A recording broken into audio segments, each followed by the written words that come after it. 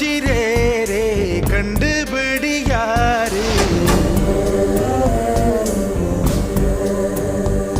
இது மனிதர்கள் ஆடிடும் ஆட்டம் என தெரியுது இப்போது.